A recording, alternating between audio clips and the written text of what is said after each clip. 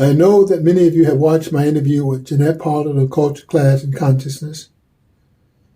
That interview featured my blueprint for Jonah, the Judge of Nation Advocacy headquarters. I want to take this opportunity to set the record straight, clear up any misconceptions that may have surfaced.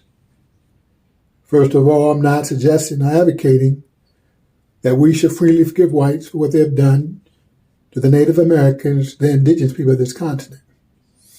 Secondly, I'm not suggesting or advocating that we should freely forgive whites for what they have done to us as African Americans. Both, in my human estimation, is unforgivable. However, I truly believe that the Bible teaches there's a biblical precedent, that even the most wretched of men are sometimes afforded an opportunity to make right their wrongs.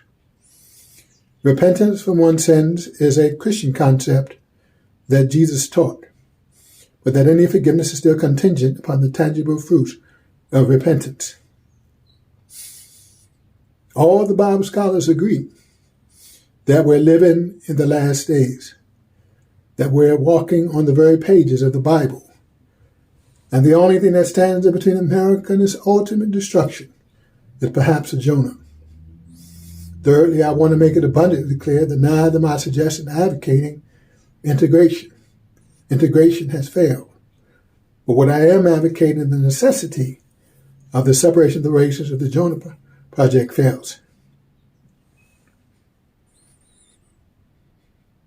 I am for the self-determination, self-governing of so-called minority groups. I am rightfully fearful that if we as blacks continue on this course and do nothing, that we'll find ourselves in the same predicament as our Native American brothers and sisters.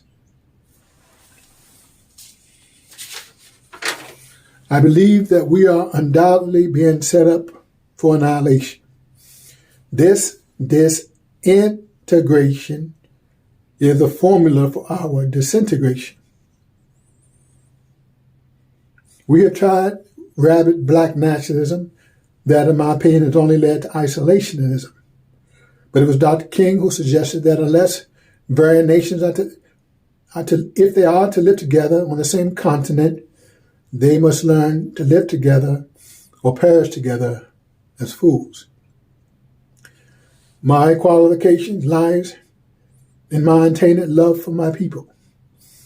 This untainted love for my people is perhaps the highest criteria for service, coupled with my belief that I'm morally bound to live a life worth emulating.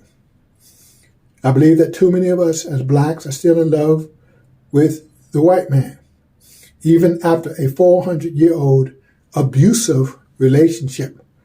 But like any abusive relationships, this relationship must be annulled. Like the wicked institution of slavery, this relationship too must be abolished. But like Dr. King, I would like to dramatize a shameful condition. My approach is a psychological one. I believe that we would use diplomacy or we'll find ourselves making bricks without straw. I'm not afraid to speak to whites. I'm not afraid to speak to the Ninevites, but I speak from a black nationalist point of view and platform. I am a Orapotist Maximus. I've done it out of soul searching. I've done it out of thinking. I've come to the conclusion that we as a people, we just got to continue to press forward. Continue to press forward. But what do I know? I'm just a poet.